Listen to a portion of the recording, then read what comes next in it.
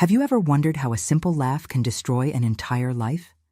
I discovered this in the worst possible way. Good afternoon, my dear friends.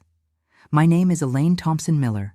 I'm 78 years old, and today I'm going to share with you a story that I've kept in my heart for a long time.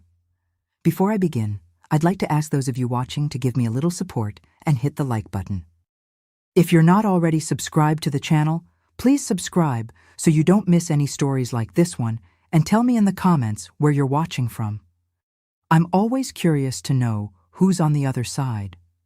I was born in 1947 in a small town called Riverdale, where everybody knew everybody. It was a simple place, but full of good, hard-working people. My father owned a small general store in the town square, and my mother took care of the house and 6 children. I was the second oldest. Our life wasn't easy, but it was honest. Daddy always said, "Honor won't fill your belly, but it'll let you sleep with a clear conscience." That's how I was raised, learning that character is worth more than any wealth. I met Frank when I was 17. He came to town to work at the paper mill that had opened not long ago. He was a handsome young man with a different way of speaking. He was from the city and seemed to know things about the world that we couldn't even imagine. Right from the start, he caught my attention with that steady gaze and the broad smile he'd show when he came to buy cigarettes at my father's store. "Good morning, miss," he would say, tipping his hat. And I, silly like any girl that age, would feel my heart race. In those days, a proper girl didn't talk to a young man without parental supervision. So, our courtship began with shy glances and smiles exchanged at my father's store. It was Ted, my older brother, who eventually befriended Frank. And only then, after a few months, did he get permission to visit me at home, always on Sundays after church, sitting on the porch under my mother's watchful eyes as she pretended to sew while monitoring us. We dated for 2 years. I remember as if it were yesterday, the day he asked for my hand in marriage. He came all dressed up, hair slicked back with Brill-Cream, bringing a bouquet of daisies, the cheapest flowers, but they were my favorites, and that touched my heart. My father put on a tough face, but deep down he was happy for me. After all, Frank had a good job at the mill as a machine operator. He could give me a better life than we had there. We got married in 1966. It was a simple ceremony at the town church, followed by a small reception in my parents' backyard. My dress was made by Mrs. Jenkins, the best seamstress in town at that time. It wasn't luxurious, but to me, it was the most beautiful dress in the world. I felt like a princess walking into the church on my father's arm, seeing Frank waiting for me at the altar. Our first house was small, just 2 rooms, a bedroom and a living room with a wood stove. The bathroom, as was common in those days, was outside, but to us, it seemed like a palace. I cleaned it, fixed it up, put up some cotton curtains my mother gave me as a present. I planted some flowers in the small yard. It was simple, but it was our little corner of the world. The first years were happy. Frank would leave early for work and return in the late afternoon. I took care of the house, made lunch that he carried in an aluminum lunch pail. At night, we would sit at our doorstep, like all the neighbors did, talking about the day. Sometimes he would bring me a piece of taffy or a ribbon for my hair, small joys that meant a lot. Our first son, Anthony, who everyone soon called Tony, was born in 1968. It was a difficult birth, at home with Mrs. Patterson, the midwife. Frank was so nervous that he spent the whole night pacing back and forth in the living room, smoking one cigarette after another. When he finally heard the baby's cry, he cried too. He came into the bedroom, looked at me, all sweaty and tired, holding that little red thing that was screaming, and said, "Look what we made, Elaine. He's the most beautiful boy in the world, and that's how we started our family." Frank proved to be a good father. He would come home from work and immediately want to hold Tony, play with him, make the boy laugh. On weekends, we would visit my parents or his parents, who lived in the neighboring town. It was a simple life, but everything was fine. We were building something together. It was around 1972, when Tony was already 4 years old, that I started to notice changes in Frank. Small things at first. He started coming home later from work. He said he was doing overtime. Sometimes he'd come back smelling of alcohol, but not too much, just enough for me to notice. When I asked, he said he'd only had a small drink with colleagues. During this time, he was promoted at the mill. He started working more directly with the office staff. He wasn't just working with the machines anymore. He began to dress better, bought some new shirts, said he needed to make a good impression on the bosses. I was happy for him, of course.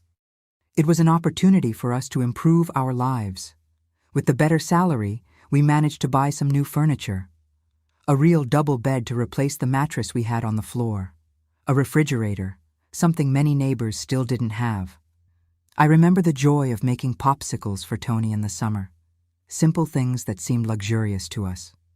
But along with these improvements, something began to change between us. Frank was spending more time away from home. When he returned, he seemed distant, too tired to talk. At night, after we had dinner and I put Tony to bed, he would say, "I'm so tired. I think I'll sleep on the couch tonight so I don't disturb you with my snoring." The first time I thought it was strange, but he insisted that he was snoring too much and didn't want to disturb my sleep. At first, it was just once in a while. Soon it became almost every night. "I'll sleep on the couch," he would say, as if it were the most natural thing in the world. I started to feel lonely in that bed that was too big just for me. I tried to talk to him about it, but Frank always had an excuse. He was tired, had back pain, needed to wake up early, and didn't want to wake me up too. It was during this time that I noticed other changes as well. He started taking better care of himself. He spent more time in the shower, used aftershave lotion, something he rarely did before. His clothes sometimes came home with a different smell, which wasn't the smell of the mill, nor of the bar where he occasionally had a beer. It was a sweet, feminine perfume. When I questioned him about this, he got angry for the first time. "What nonsense, Elaine. It's perfume they spray in the office. Fancy people stuff. You're imagining things." And he left, slamming the door, staying out until late that day. I started paying more attention. I noticed that he would smile when reading certain notes that he would quickly hide when I approached, or when answering a message that some colleague brought. He started avoiding Sunday visits to my family, always with an excuse. He was tired, he had to take care of something, he needed to do some side job to earn extra money. Tony also felt the change. "Dad, let's play catch," he would ask. And many times he would receive a, "Not today, son, I'm tired." The little boy's eyes would fill with disappointment, and it broke my heart. I tried to make up for it, giving the boy more attention, inventing games, telling stories at bedtime, but nothing replaced his father's presence. And deep down, I was starting to feel a fear that I couldn't name. That's when I discovered I was pregnant again. When I told Frank, I expected to see the same sparkle in his eyes that he had when he found out about Tony. But what I saw was an almost panicked look, followed by a forced smile and a hug without enthusiasm. "That's good, Elaine. Another child." He said this like someone receiving news of a bill to pay. That hurt me deeply. I cried in secret many nights while he slept on the couch. Now it was practically every day. "I'll sleep on the couch so I don't disturb you. You need to rest." "You're pregnant," he would say, as if he were doing me a favor. But I just felt increasingly alone. My belly grew, and with it grew the distance between us. Frank hardly ever commented about the baby, didn't touch my belly to feel the movements like he did when I was expecting Tony. He worked more and more, came home later and later. On Sundays, he frequently went out to take care of things or help a friend, returning only at night. I swallowed my tears, tried to convince myself that it was just a difficult phase. After all, another child meant more expenses, more responsibility. I tried to believe that, but deep down, I knew there was something more, something I was afraid to discover. Here I am, telling all of this to you so many years later. And I still feel a tightness in my chest when remembering those days. But the worst was yet to come. And everything changed on a hot night in January 1973, when I was in my 7th month of pregnancy. It was January 1973, a particularly hot summer. those stifling nights when no breeze came through the window. I was 7 months pregnant, feeling heavy, swollen, and the heat only made everything worse. Sleeping was already difficult with a belly that size. Imagine with the suffocating heat. On that specific night, Frank had arrived later than usual. He ate dinner quietly, barely looked at Tony, who kept insisting on showing him a drawing he had made at kindergarten. After dinner, as always, he said, "I'll sleep on the couch tonight." That phrase that I already hated so much. He didn't even wait for me to respond. He grabbed his pillow and went. I lay down alone in bed, as I had grown accustomed to doing. The baby in my belly was restless, kicking, as if wanting to keep me awake too. I ran my hand over my belly, trying to calm that little life growing inside me. "Calm down, my dear. Calm down," I whispered softly. I must have dozed off at some point, because I woke up startled with a terrible thirst. The clock on the wall marked 2:30 in the morning. I got up with difficulty. Any woman who has been pregnant knows how hard it is to move around in the last months. I walked slowly to the door, trying not to make noise. I passed through the dark living room and noticed that the couch where Frank usually slept was empty. I thought maybe he had gone to the bathroom in the backyard. I continued to the kitchen. I took a drink of cool water from the clay filter. That's when I heard it. A laugh. A woman's laugh coming from the backyard. It wasn't just any laugh. It was soft, seductive, young. A laugh that definitely didn't belong in that house. My heart raced. A chill ran down my spine despite the heat. I was paralyzed for a few seconds, the glass of water trembling in my hand. Then, very quietly, I approached the kitchen window that faced the backyard. I pulled back the curtain just enough to peek outside. The moon was full that night, illuminating the yard enough for me to see. And there was Frank, leaning against the back gate, talking with a woman. I couldn't see her face clearly, but I noticed she was young and wearing a light-colored dress. They were close, very close. His hand rested on her arm, in an intimate gesture that made me feel as if someone had punched me in the stomach. The girl said something I couldn't hear, and laughed again.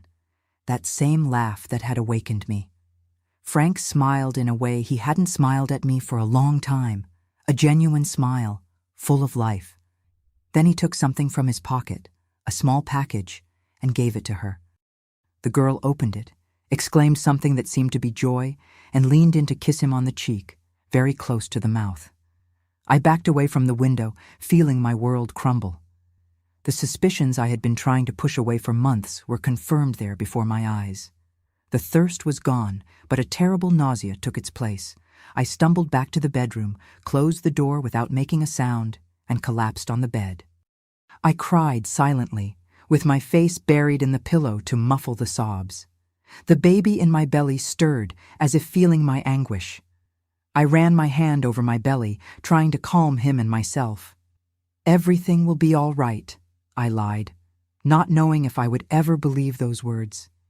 I don't know how long I stayed there crying. At some point, I heard the front door open and close gently. Frank coming back inside, thinking I was asleep, not knowing he had just broken my heart to pieces. I wiped away my tears, took a deep breath, and decided I would confront him in the morning. I could no longer pretend it wasn't happening. I pretended to be asleep when he came to check if I was still in the bedroom. Then I heard him settle in the living room. I spent the rest of the night awake, reliving every moment of the past few months, every excuse, every "I'll sleep on the couch" every time he came home late or left without explanation. It all made sense now. Painfully clear. When the first rays of sunlight came through the window, I got up determined. I prepared breakfast, as I always did. I woke up Tony for school, helped him get dressed. I acted normally in front of him. Children notice everything, and I didn't want my son to notice that something was wrong. After our neighbor passed by to take him to kindergarten along with his son, I returned to the kitchen, where Frank was having his coffee, reading an old newspaper, as if nothing had happened. "Who was that girl in the backyard last night?" I asked directly. My voice was firmer than I had expected. Frank froze, the cup suspended in the air. His eyes met mine, and in them I saw something I had never seen before: fear mixed with guilt. "What are you talking about, Elaine?" He tried to change the subject, but his voice trembled a little. "I saw you, Frank, in the backyard in the middle of the night. I saw you giving a present to her. I heard her laugh." My voice faltered at that moment, tears threatening to return. But I swallowed the cry, determined not to show myself as weak. He put the cup on the table, sighed deeply. For a second I thought he would deny it, that he would make up some excuse, but then his shoulders fell, defeated. "It's Debbie," he said finally. "She works as a secretary for Mr. Hudson, the chief engineer at the mill." Debbie. Now the ghost had a name, a young secretary, like in the radio soap operas I used to listen to. Only this time, I was the betrayed wife, not a distant character.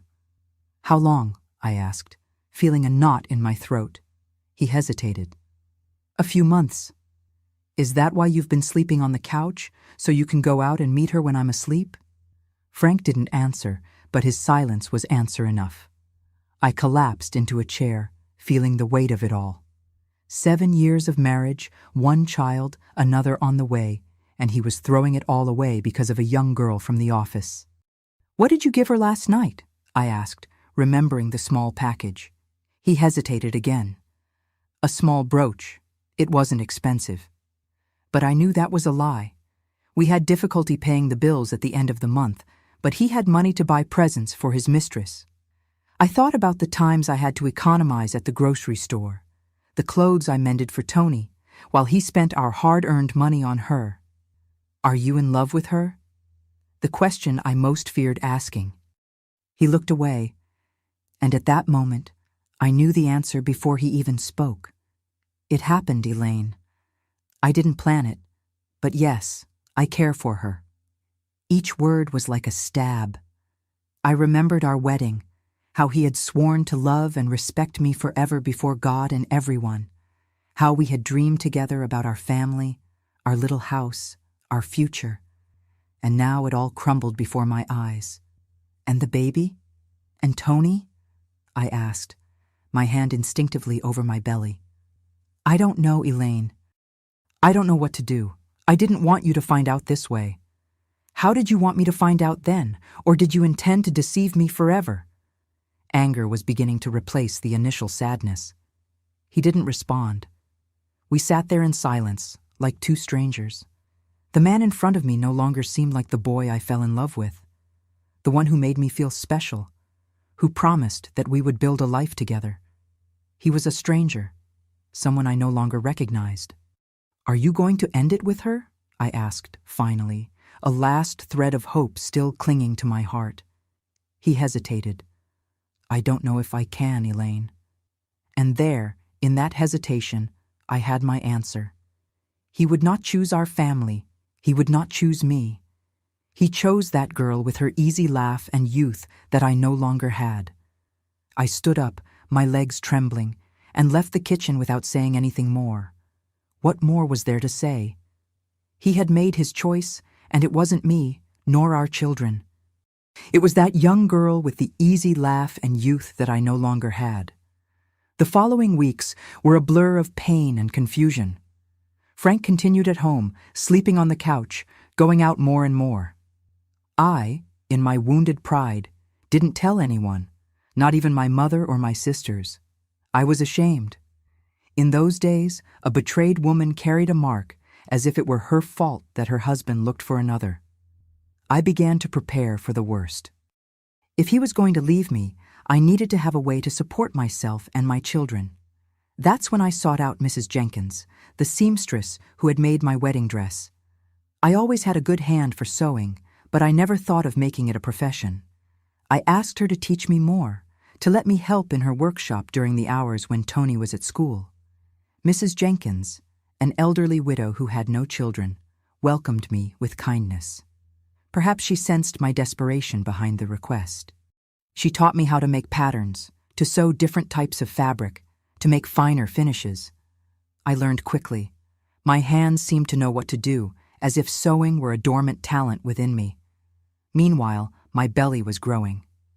The small life inside me seemed stronger than my own pain, forcing me to move forward. For Tony, I tried to keep up appearances. I told him that his father was working a lot, that it was a phase. But children sense when something is wrong. He became quieter, less cheerful. In March 1973, my daughter Celeste was born. It was an easier birth than the first, but lonelier. Frank was there, but he seemed distant, as if he were just fulfilling an obligation. I didn't see in his eyes the sparkle I had seen when Tony was born. He held the girl briefly, said she was beautiful, and soon handed her back to me.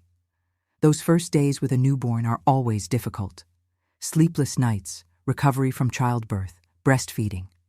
But this time, I was doing it all practically alone. Frank would arrive late, leave early, avoid being at home on weekends. When Celeste cried at night, it was me who got up, even exhausted. He continued to sleep in the living room, now using the baby's crying as an excuse. He said he needed to rest for work the next day. These were hard times, very hard, but something in me changed with Celeste's birth. Looking at that innocent little face, so dependent on me, something strengthened in my core. I couldn't afford the luxury of falling apart. I had 2 children now who needed me, who depended on my strength. And so, cradling Celeste in the early hours, while everyone slept, I made a decision. I would not continue living that lie. I would not raise my children in a house where the father lived a double life, where I was consumed by sadness day after day. I deserved more. My children deserved more. When Celeste turned 3 months old, on a night when Frank came home particularly late, with that same feminine perfume that I knew well by now, I decided it was time. I waited for him to settle in the living room, and then I went there, with Celeste asleep in my arms. "We need to talk," I said, my voice calm, but determined. "This can't continue like this." He looked at me, surprised by my direct approach. We hadn't really talked for weeks. "What do you mean?" "You know very well. You're still seeing that girl, aren't you? Debbie." He didn't deny it, just nodded slightly, as if he were too tired to lie. "You need to choose, Frank. Either you stay with your real family, with no more secret meetings, no more lies, or you leave." The words came out firmer than I expected, surprising us both. The old Frank would have gotten angry, would have shouted, perhaps, but the man before me just sighed, as if relieved that I had finally said what we both knew was inevitable. "She wants me to move in with her, Elaine, for a while now. She's tired of being the other woman." His frankness caught me off guard.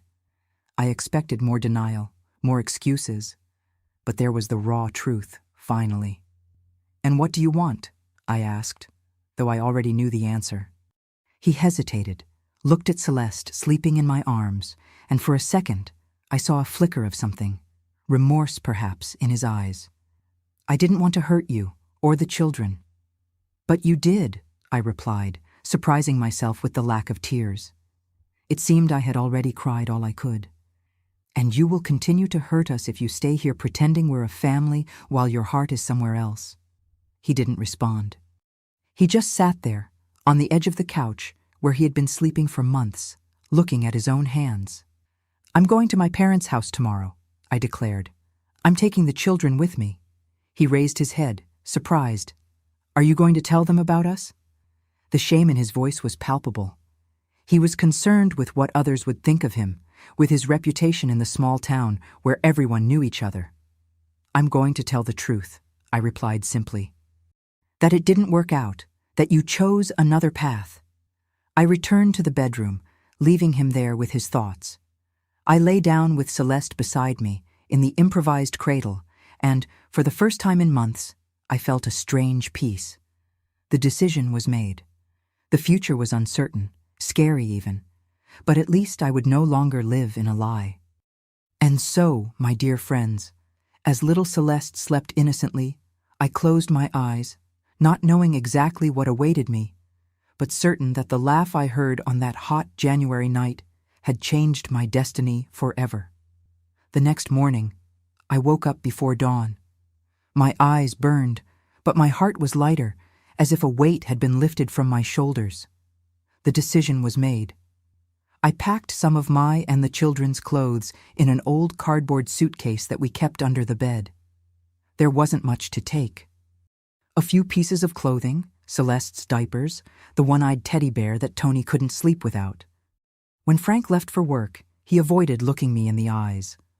Before going out the door, he paused for a moment, as if he wanted to say something, but ended up leaving in silence. His shoulders slumped like those of a much older man. For a brief moment, I felt sorry for him.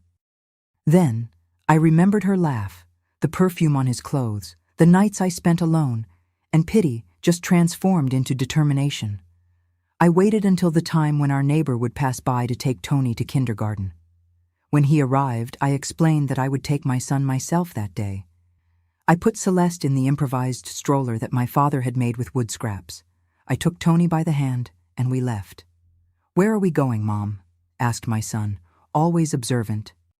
"We're going to Grandma Emma and Grandpa Joe's house. We're going to stay there for a few days." "And Dad?" That simple question made me swallow hard. How do you explain to a 5-year-old child that his father has chosen another family? "Dad will stay here, son. He has a lot of work right now." The boy nodded, accepting the explanation with that innocence that only children have. I held his little hand tighter, as if I could protect him from the pain that I knew would come later. The walk to my parents' house never seemed so long. The April sun was already strong, and I was sweating, pushing Celeste's stroller on the dirt roads. Some neighbors looked at me curiously as I passed. In a small town like ours, a woman leaving home with her children and a suitcase was news. When I finally arrived, my mother was in the yard, hanging clothes on the line. When she saw me, she immediately knew something was wrong. Mothers always know. "What happened, honey?" she asked, looking from the suitcase to my tired face, to the children. "Can I stay here a few days, Mom? Me and the children?" She didn't ask anything more at that moment, just nodded, took the suitcase from my hand, and guided me inside. This was my childhood home, the place where I always felt safe. The same whitewashed walls, the dirt floor in the kitchen, the smell of coffee on the wood stove. It was as if time hadn't passed. That night, after the children were asleep, I told everything to my mother. About the "I'll sleep on the couch," about the laugh in the yard, about Debbie.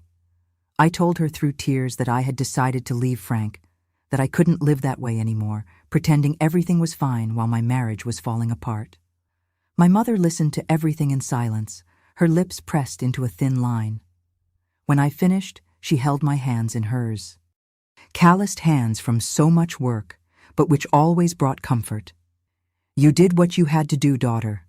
A woman can't accept being disrespected like that. Your father and I are here. You and the children will always have a roof." The simplicity of those words brought immense relief. I was so afraid of judgment, of the shame of a failed marriage.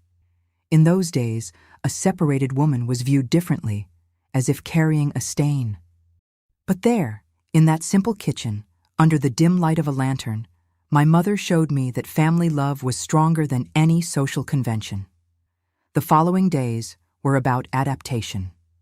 My father, a man of few words, didn't ask questions, just gave a pat on my shoulder and said, "This house will always be your house, daughter." Mom made a small bed for Tony in the little back room where I slept with Celeste. She made a small cradle for her granddaughter with a wooden box. The news spread quickly through the town, as was to be expected. I felt the looks when I went to the general store. I heard the whispers. "Frank's wife, Elaine, has returned to her parents' house," they said. "Seems like he left her for a young girl from the city." Each word hurt like an open wound, but I kept my head held high for myself and for my children. I wasn't ashamed of my decision. The shame was his, who broke his promises, who abandoned his family. A week after I had left home, Frank appeared at my parents' house. He was shaved, dressed in his best shirt. He brought a package of candy for Tony. My father received him at the door coldly, but let him in. After all, he was the father of his grandchildren. We talked in the yard, away from the children's ears. He seemed nervous, restless. "I came to see how you all are," he said, as if it were a casual visit. "We're adjusting," I replied, keeping my voice firm. He looked at the ground, then at me. "Elaine, I'm sorry things came to this point." I didn't respond. What could I say? That it was okay? It wasn't okay. "I want to help with the children. I can give some money every month." I nodded. The children would need everything: food, clothes, school supplies. I couldn't refuse out of pride. "Thank you. They are your children too." A heavy silence fell between us. So many years together, and now we were almost strangers, talking with formality. "I'm living with Debbie now," he finally said, avoiding my gaze. "We rented a room near the mill." The news didn't surprise me, but still, I felt as if something broke inside me. It was the last nail in the coffin of our marriage. "I hope you'll be happy," I managed to say, surprising myself with the sincerity in the words. I didn't wish him ill. I just wanted to move forward, build a new life for myself and for my children. He left after playing a bit with Tony. I saw the confusion in my son's eyes when his father said goodbye. He didn't understand why we weren't all going home together, but children have an incredible ability to adapt. Soon, the routine at my parents' house became the new normal for him. It was during this period that Mrs. Jenkins, the seamstress, became my savior. She knew about my situation, like everyone in town, and appeared one day at my parents' house. "Elaine, do you still want to learn more about sewing?" she asked directly, as always. "I need an assistant in the workshop. The work has increased, and these old hands can't handle everything anymore." I looked at her with gratitude. I knew it was more a gesture of kindness than a real need. Mrs. Jenkins was the best seamstress in the region. She didn't need help, but she was offering me a job opportunity, independence. "Yes, Mrs. Jenkins, I appreciate it very much." We arranged that I would go to her workshop 3 times a week on the mornings when Tony was at school. Celeste was still small, so I would take her with me. My mother offered to take care of her while I worked, but Mrs. Jenkins insisted that I bring the girl. "A child doesn't get in the way," she said. "I have the perfect little corner to put her cradle while you work." And so my new life began. In the morning, I would take Tony to school, then I would continue with Celeste to Mrs. Jenkins' workshop. There I learned much more than sewing. I learned about business, about how to deal with clients, about pricing the work. Mrs. Jenkins was strict but patient. "This hem isn't straight, Elaine. Undo it and do it again." Or, "This finishing needs to be perfect. The client is paying for perfection." I absorbed every lesson, every criticism, every compliment. My hands, which already had some natural ability with needle and thread, were becoming increasingly precise, more confident. I started doing simple work: hems, adjustments, buttons. Over time, Mrs. Jenkins began entrusting me with more complex pieces: dresses for First Communion, suits for weddings. She taught me to take measurements, to create patterns, to adapt models from the magazines that came from the city. The money that Frank gave for the children was little and irregular. I soon realized that I couldn't count on him. Sometimes he would appear with a toy for Tony, a little bow for Celeste's hair, but the financial commitment took second place. I learned from an acquaintance that he was already talking about having children with Debbie, a new family, while he could barely support the first. But I didn't let myself be discouraged. With the money I earned at the workshop, complemented by what my parents gave me, despite my protests, I managed to keep my children fed, dressed, and in school. It wasn't easy. There were nights when I cried in secret after everyone was asleep, exhausted from work, worried about the future, but I never allowed myself to give up. A year after I started working with Mrs. Jenkins, she called me for a serious conversation. We were alone in the workshop, finishing a wedding dress for the pharmacist's daughter. "Elaine, I'm getting old," she said, adjusting her glasses on her nose. "These hands are not the same anymore, and my eyes no longer see the details as before." I protested, saying that she was still the best seamstress I knew, that her hands created magic with the fabrics. "It's not false modesty, girl. It's the truth of life. We all age." She paused, looking at me with a mixture of affection and assessment. "I've been watching your work. You have talent. More than talent, you have dedication. That's what makes a great seamstress." I felt my face flush with the unexpected compliment. Mrs. Jenkins wasn't one to distribute praise easily.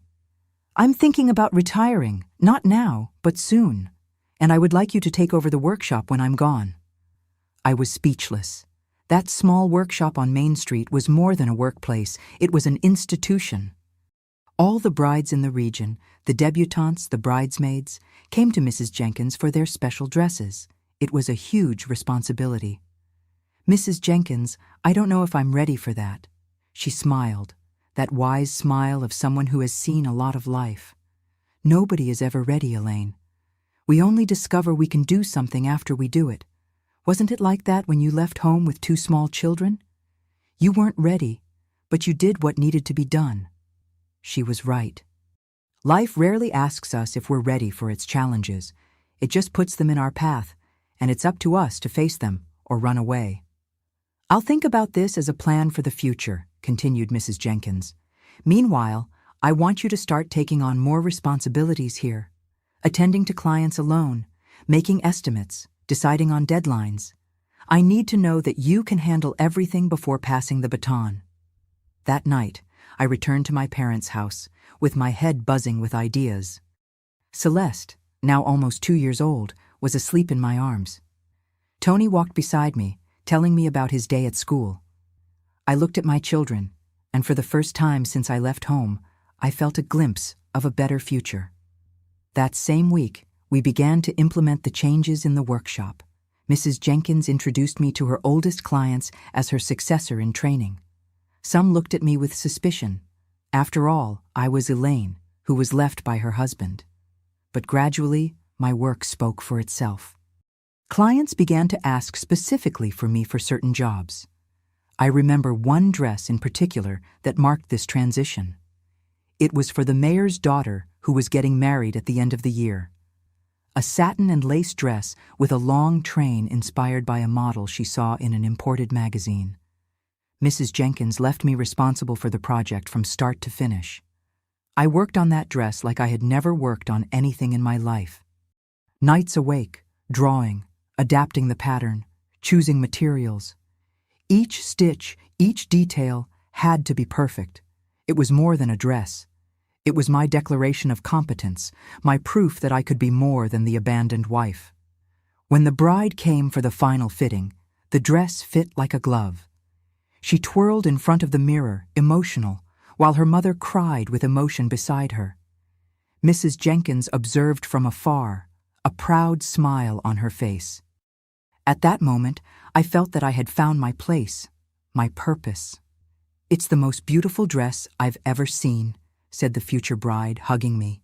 "You have a gift, Mrs. Elaine." Mrs. Elaine. It was the first time someone called me that, with respect, recognizing my profession, not just my family status. I felt a warmth in my chest, a pride that I didn't know I could feel. The wedding was the event of the year in the town. Everyone commented on the bride's dress. "Elaine's work, from Mrs. Jenkins's workshop," they said. My name began to circulate no longer as the abandoned wife, but as the seamstress with skillful hands, the one who transformed fabrics into dreams. At the end of 1975, about 2 years after I had left home with my children, I made another important decision. With the savings I had made, and with the help of a small loan that my father got from the bank, I rented a small space on the main street of town. It was smaller than Mrs. Jenkins's workshop. It needed renovation, but it was mine. The first space that truly belonged to me since I left the home I shared with Frank. Mrs. Jenkins, far from feeling betrayed, encouraged me. "This is how it should be," she said. "You need your own space to build your own name. We'll continue to be friends and partners." With the help of my brothers and some friends, we painted the place, fixed the windows, installed shelves. I bought a used sewing machine, but in good condition. An investment that represented months of savings. My mother gave me some old chairs that were in the attic, My father made a wooden sign for the front of the store, Elaine's Atelier, Custom Sewing. On the day of the inauguration, a small crowd gathered. My family, friends, Mrs. Jenkins' clients, who came to wish me good luck. Celeste, now almost 3 years old, ran through the space, delighted with the colors of the exposed fabrics. Tony, at 7 years old, stood at the door, proud, receiving the people. Looking at that scene, I realized how far I had come since the night I heard that laugh in the backyard. From the devastated woman who left home with a cardboard suitcase and 2 small children, to the businesswoman who was inaugurating her own business.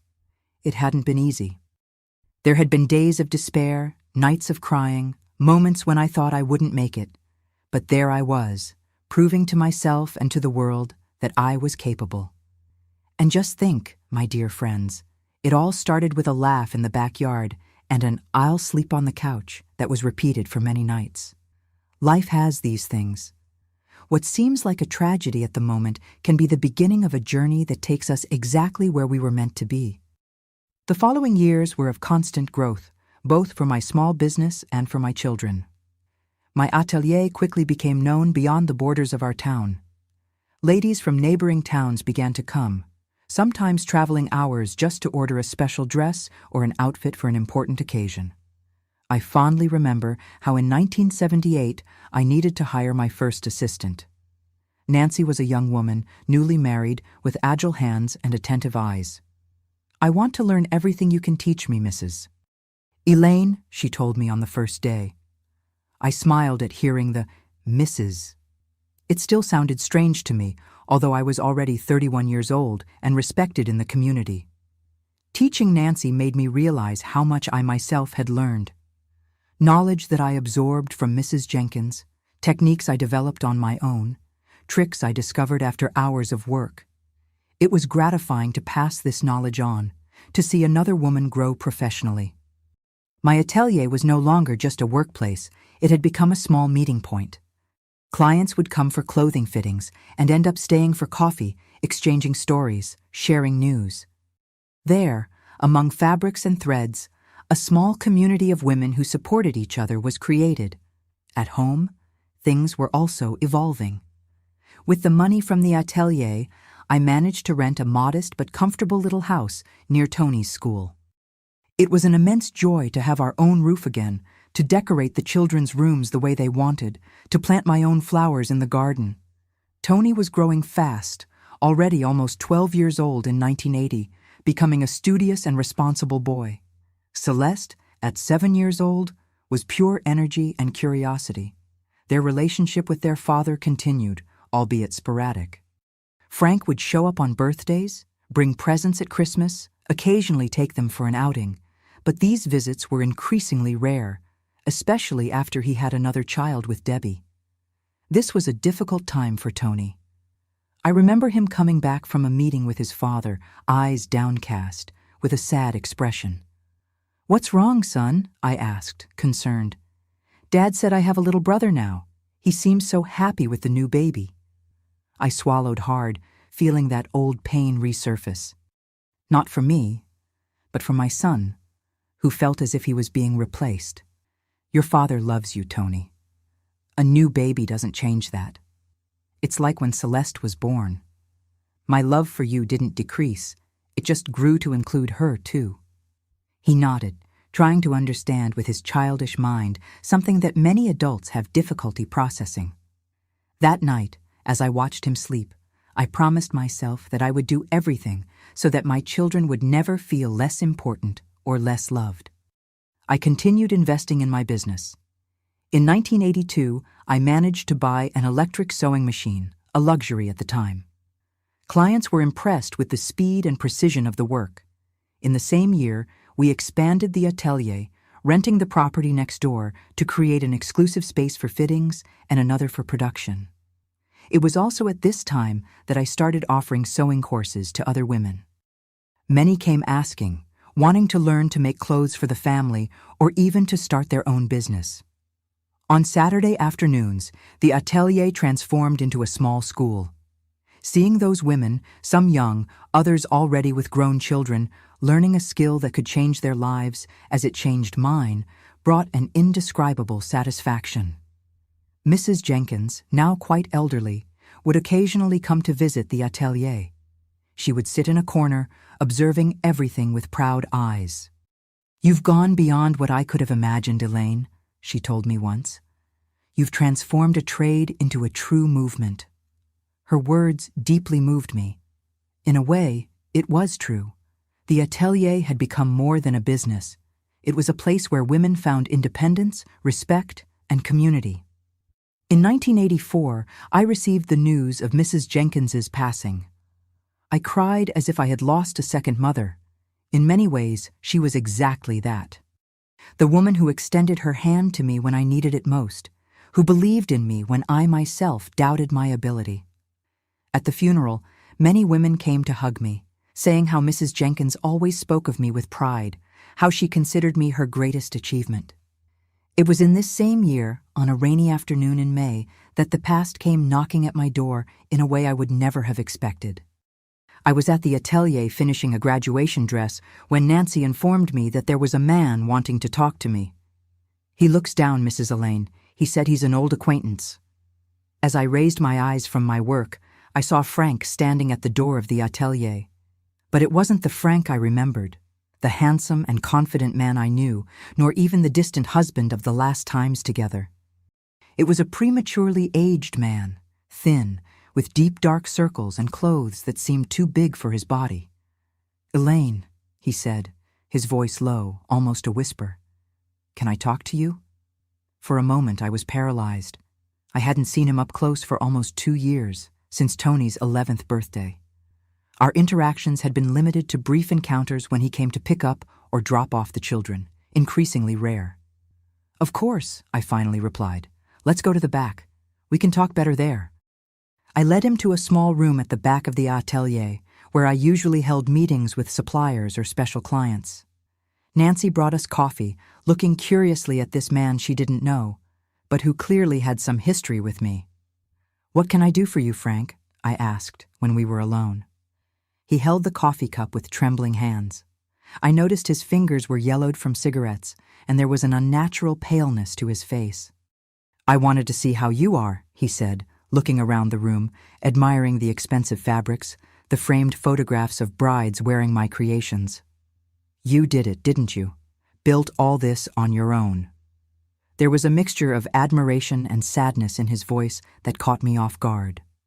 "It wasn't easy," I replied, not knowing exactly where that conversation would lead us. "But yes, I'm fine. The atelier is doing well. The children, too. Tony tells me he's thinking about medicine. And Celeste can already read better than many older children." I nodded, feeling a warm pride in my chest when hearing about my children. "They're good kids, studious, responsible." An uncomfortable silence fell between us. We had exhausted the initial courtesies, and now the unasked question hung in the air. Why was he there? After so long. "Debbie left me," he said finally, his eyes fixed on the coffee in front of him. "She went away with the new engineer from the mill, took the boy." I felt a pang of déjà vu. History was repeating itself, but now with him in the role I had lived. I felt no joy at his misfortune, just a strange sense that life has its own sense of justice. "I'm sorry," I replied. And it was true. As much as he had hurt me, I didn't wish the pain of being abandoned, of having a child taken far away on anyone. "I lost my job at the mill too," he continued, his voice choked. "After Debbie left with the engineer, it became difficult to continue working there. The new boss didn't like me, said I caused problems. I ended up being fired." He paused, as if gathering courage for what would come next. "I'm working as a farmhand at Mr. Johnston's. It's not a bad job, but it pays little. I'm living in a small room in the back of the property." I tried to imagine Frank, who had always been so proud of his work at the mill, now as a simple farm worker. The fall had been great. "Why are you telling me this, Frank?" I finally asked, without beating around the bush. He raised his eyes, meeting mine for the first time since he entered the atelier. "I made the biggest mistake of my life when I left you and the children, Elaine. Not a day goes by that I don't regret it." I felt my heart race. A part of me, that naive young woman who was abandoned with 2 small children, had always dreamed of hearing these words. But the woman I had become knew they came too late. "Frank, the past is past. We've built separate lives. I have my business. The children are growing up well." I know, he interrupted, distressed. "I'm not here to ask that we get back together. I know it's too late for that. I just wanted to know if you could help me get a better job. You know, so many people now have so much influence in town." The reality of that visit hit me like a bucket of cold water. He wasn't coming in search of reconciliation or forgiveness. He was coming to ask for practical help, a job. "What do you know how to do besides the work at the mill?" I asked, keeping my voice neutral. "I know a bit of mechanics. I learned at the mill. I know how to drive a truck too. Got my license a few years ago." I thought for a moment. The husband of a client, owner of a trucking company, had recently mentioned that he needed drivers. "I can talk to Mr. Oliver from the trucking company. He's looking for drivers for deliveries in the region." "It's not an easy job. It's many hours on the road, but it pays better than farm work." His face lit up with a mixture of gratitude and relief. "Would you do that for me, after everything?" I looked at him, at the man I once loved, who made me suffer so much, but who also gave me 2 wonderful children, and indirectly the impulse to build the life I now had. "I'm not doing it for you, Frank. I'm doing it for our children.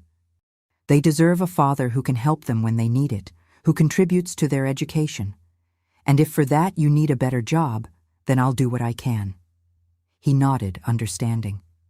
For a moment I saw in him a glimpse of the man I knew, humble, grateful, aware of his errors. "Thank you, Elaine. You were always better than I deserved." When he left the atelier, I sat for a long time, reflecting on the strange paths that life takes us. 11 years ago, I was leaving home with 2 small children, destroyed by that man's betrayal. Now I was the one extending a hand to help him get back on his feet. It wasn't revenge nor complete forgiveness. It was just the understanding that all of us at some point need a second chance. Mrs. Jenkins had given me mine. Maybe it was my turn to pass that kindness forward. The next day, I called Mr. Oliver and arranged an interview for Frank. He was hired a week later. It wasn't the dream job, but it was dignified and paid enough for him to rent a small apartment in town, closer to the children. In the following months, I noticed a change in Tony and Celeste. They began to see their father more frequently. He would pick them up on Sundays, take them for outings, help Tony with math homework, attend Celeste's school presentations. He was trying, in his way, to make up for the years of absence. One afternoon, Celeste returned from an outing with her father, particularly excited. "Mom, Dad said he's going to take me to see the city during vacation. He said there's a huge museum there with paintings by famous artists." I smiled, happy to see her enthusiasm. "That's wonderful, honey. It will be a special trip." "He's different, isn't he?" she asked, with that sharp perception she always had, even so young. "More present, more of a father." "People change, Celeste. Sometimes for the better, sometimes not. The important thing is that he's trying to be a good father to you and your brother now." She nodded thoughtfully before running to tell the news to her brother. That night, sitting on the porch of my house, watching the stars that dotted the dark sky, I reflected on how much my life had changed in that decade. From the young, abandoned wife to the respected businesswoman, from the woman who cried in hiding to the strong mother who raised 2 children with determination, from the fear of the future to the confidence in the path I had chosen. And to think that it all started with an "I'll sleep on the couch" repeated night after night and a feminine laugh heard in a dark backyard. That moment of pain had been the beginning of a journey that led me exactly where I needed to be. Life is like that, my dear friends. Sometimes what seems to be our end is just the beginning of a much more beautiful story than we could have imagined. The 90s arrived, bringing winds of change. My atelier was no longer a small business. It had transformed into a reference of quality throughout the region. Now, with almost 15 years of existence, it employed 6 seamstresses, besides Nancy, who had become my manager and right-hand woman. We had clients who traveled even from other states to order special dresses. In 1992, I made a decision that would again change the course of my business. I visited a fashion fair in the city and was enchanted by the wedding dresses I saw there. Sophisticated designs, imported fabrics, finishes I had never seen before. I returned home with my head buzzing with ideas. Why not create my own collection of wedding dresses? Not just made to order, as I had been doing until then, but ready pieces that brides could try on and adapt. Investing in this idea meant a considerable financial risk. I would need to buy expensive fabrics in quantity, hire more specialized seamstresses, expand the space of the atelier. I sat down with Tony, who at 24 was already in his 3rd year of medical school, to discuss the viability of the plan. "Mom, I've never seen you back down from a challenge," he told me, analyzing the numbers I had carefully noted. "If you believe it can work, then go ahead. Remember what you always told me when I was afraid to try something new? You already have the no, now go in search of the yes." I smiled, hearing my own words coming back to me through my son. That boy who once cried for his father's absence now was a sensible man, determined, about to become a doctor, and he was right. I had never backed down from life's challenges. Why would I start now? With the help of a bank loan that the manager approved without hesitation, given the successful history of the atelier, I began the expansion. I rented the entire building, where before we occupied only 2 rooms. We renovated everything, creating a spacious and elegant space with comfortable fitting rooms, a showroom for the ready dresses, and an exclusive area for personalized service. The inauguration of the new space, now called Elaine's Maison, Brides and Haute Couture, was an event in the town. The mayor attended, as well as several local personalities. Even the city newspaper sent a reporter to cover the story of the seamstress who became a successful businesswoman. Among the guests, to my surprise, was Frank. He had established himself as a reliable driver in the trucking company, had managed to buy a small house in the outskirts of town, and maintained a closer relationship with our children. When I saw him timidly enter the salon, wearing his best suit, a bit out of fashion but well cared for, I felt an unexpected emotion. "I came to congratulate you," he said, handing me a small bouquet of daisies, the same simple flowers he had given me when he asked for my hand in marriage so many years ago. "You've built something amazing, Elaine. I'm proud to have been part of your life, even if it wasn't in the way it should have been." I thanked him with a sincere smile. The resentment I once felt for him had transformed into a serene acceptance of the past. After all, if I hadn't heard that laugh in that backyard so many years ago, perhaps I would never have discovered my own strength, my own worth. The new concept of the atelier was an immediate success. Soon, we had to establish a scheduling system for fittings, as the salon was always full of future brides. My creations began to appear in specialized magazines. A fashion magazine from the city did a 4-page article about the small-town designer who is revolutionizing the wedding dress market. In 1994, at 47 years old, I received an invitation I could never have imagined to participate as an exhibitor at a bridal fashion fair in New York. It was the chance to show my work to a much larger audience, to meet international suppliers, to expand the business even more. The decision wasn't easy. I had never been so far from home, from my routine. Celeste, at 21 years old, was studying education at the State University and came home on weekends. She was the one who encouraged me the most. "Mom, you need to go. It's the opportunity of your life. I'll come home during that week. Keep an eye on everything. I'll help Nancy with whatever is needed." And so, with a mixture of anxiety and excitement, I left for New York with a selection of my best dresses. The fair was in a huge exhibition center, with exhibitors from all over the country and even from other countries. My booth was small compared to those of the big fashion houses, but I arranged it with all my affection, highlighting the best I had. On the first day, few people stopped to look. I was an unknown there, without the renown of the famous brands. But on the second day, A journalist from a bridal magazine was enchanted by one of my dresses, a model with handmade lace applications, inspired by the tablecloths my grandmother embroidered. She took several photos, interviewed me at length, wanting to know how a seamstress from a small town had gotten that far. I told my story without omitting anything. The young marriage, the discovered betrayal, the early morning when I heard that laugh that changed my destiny, the struggle to raise my children alone, the learning with Mrs. Jenkins, the gradual construction of my business. She listened, fascinated, noting every detail. "Your story is extraordinary, Mrs. Elaine," she said at the end. "It's a story of overcoming that will inspire many women." The article came out in the next issue of the magazine with the title, "From Tears to Dreams: The Seamstress Who Transformed Pain into Art." It was an instant success. My phone wouldn't stop ringing. Stores wanting to resell my pieces, brides wanting exclusivity, other journalists wanting interviews. I had to hire a secretary just to manage all the contacts. The following year, I opened a small branch in the state capital. Celeste, who had finished college, decided to postpone her plans to teach to help me in the administration of the new store.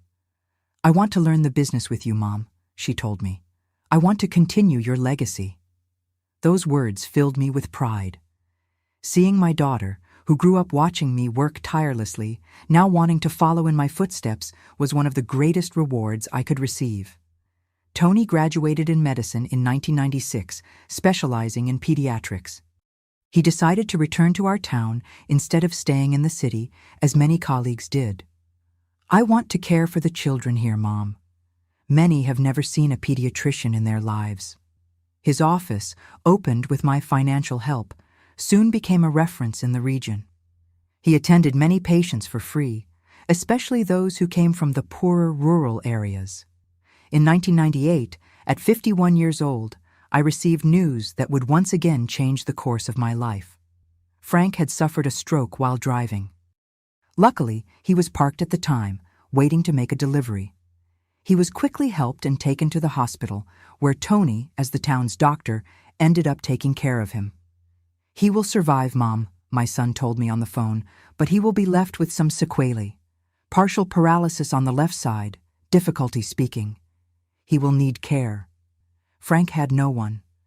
The son he had with Debbie, now 14 years old, lived far away with his mother and stepfather. They hadn't been in contact for years. His parents had already passed away and his brothers lived far away. He was alone at a time when he most needed help. It was Celeste who suggested the unthinkable. "He could stay in the back room of the house, Mom, the one we use to store old things. We can clean it, put a bed, adapt it for someone with mobility difficulties." I looked at my daughter, surprised. "You suggest that your father come live with us after everything?" She shrugged with that wisdom that always seemed beyond her age. "He's our father, Mom. He made mistakes, yes, and hurt us a lot. But in recent years, he tried to redeem himself. He was there when we needed him. Now he needs us." Tony agreed. "It would be easier for me to monitor his recovery if he were nearby, and hiring a full-time nurse would be very expensive." And so, almost 25 years after I left home with 2 small children, after discovering Frank's betrayal, he returned to the family fold, not as a husband, but as a patient, a father who needed care. We adapted the back room, as Celeste suggested. We installed support bars, a hospital bed that Tony got from the hospital, a comfortable armchair by the window that faced the garden. We hired a caretaker for the mornings when we were all away from home. In the afternoon, I myself took over the care when I returned from the atelier. At first, it was strange to have Frank back in the family's daily life. He was changed, not just physically by the illness, but as a person. There was a genuine humility in him, a sincere gratitude for each small gesture of care. The arrogance that characterized him in the mill days had completely disappeared. "I don't deserve this, Elaine," he told me one afternoon, his voice slurred by the facial paralysis as I changed the sheets on his bed. "I don't deserve so much kindness after what I did to you." I stopped what I was doing and looked at him, at the man I once loved, who made me suffer so much, but who also gave me two wonderful children and inadvertently pushed me onto a path of independence and fulfillment. I'm not doing this for you, Frank. I'm doing it for our children who want to take care of their father, and for myself as well. I learned a long time ago that holding grudges only poisons the one who holds it, never the one who deserves it." He nodded, his eyes welling up. "You were always an extraordinary woman, Elaine. I realized it too late." As the months passed, Frank's health gradually improved. The physical therapy was working, and he could already walk short distances with the help of a cane. His speech was also clearer. Gradually, he became part of the house routine, dining with us at the kitchen table, watching television with Celeste on nights when she didn't go out, talking with Tony about his patients when he came to visit us. In 2000, upon completing 30 years of the atelier, now a true empire of bridal fashion with 3 stores and more than 40 employees, I decided to pass the main management to Celeste, who had revealed herself to be a talented administrator. I would continue working, of course, creating new models, supervising production. But I wanted more time for myself, to enjoy the life I had built with so much effort. It was also in this year that I received the most surprising proposal from Frank. "Elaine," he told me one afternoon when we were alone having coffee on the porch, "I know I have no right to ask this, but would you accept if we married again, not as husband and wife for real? I'm not suggesting that, but legally, so that I can leave everything I have to you when I'm gone." I was speechless for a moment. Of all the things I expected to hear from him, that was the last. "Frank, you don't need to do this. I don't need your inheritance. I have much more than I ever dreamed of having." He smiled, that crooked half-smile that the stroke had left. "It's not much, I know. The little house, some investments I made over the years, but it's my way of trying to compensate a little for what I took from you in the past." I looked at him for a long time. The man before me was no longer the attractive young man I fell in love with, nor the distant husband who betrayed me. He was an aged man, marked by life and illness, trying to make peace with his past. "Let's do something different," I finally suggested. "We don't need to get married again. You can leave whatever you want in a will to whoever you wish. And as for me and you, we can be friends. I think after all we've been through, that's what we are now. Old friends who shared a lifetime of stories, some sweet, others bitter." He nodded, his eyes welling up again.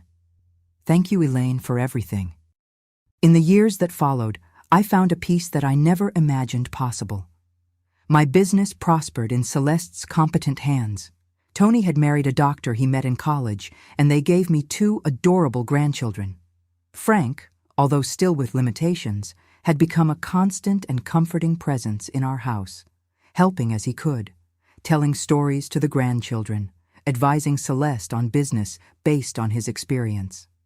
And I continued creating, sewing, dreaming, but now with the serenity of someone who knows they transformed pain into beauty, abandonment into strength, despair into determination. Today, at 78 years old, I look back and see the complex embroidery that life has sewn. Each stitch, each knot, each mend, everything had its purpose. Even that night when I heard a laugh in the backyard, which at the time seemed like the end of the world, ended up being just the beginning of the true story I was destined to live. And you know, my dear friends, if there's one lesson I learned in this long journey, it's that sometimes it's precisely the greatest pains that push us toward the best paths. That "I'll sleep on the couch," repeated so many nights, was actually the first step toward my liberation. That laugh that hurt me so much was the sound that awakened me to my own strength.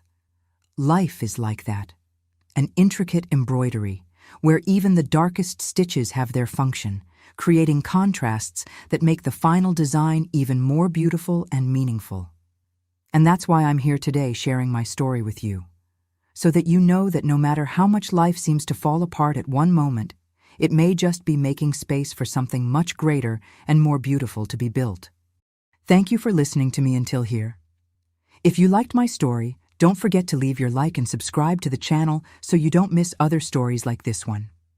Also, share with someone you think needs to hear this message of overcoming and tell me in the comments what touched your heart the most in this story.